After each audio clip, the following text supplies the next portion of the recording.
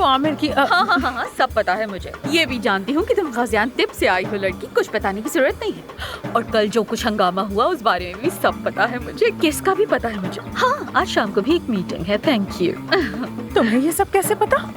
जानान जानती है। ओह, एक मिनट रुको जरा, क्योंकि ये लाइन मेरी है। लेकिन मेरी जान यहाँ जानान है जो सब जानती है। Mind it. Bye bye.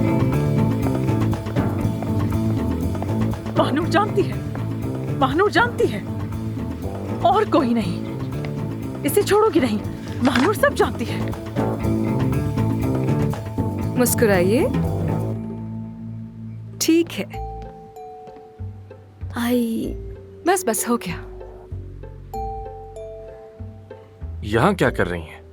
तुम्हारी अम्मी का बोटॉक्स कर रही हूँ। तुमसे नहीं, अम्मी से पूछ रहा हूँ। तुम्हें नजर नहीं आ रहा कि बोटॉक्स करवा रही हूँ?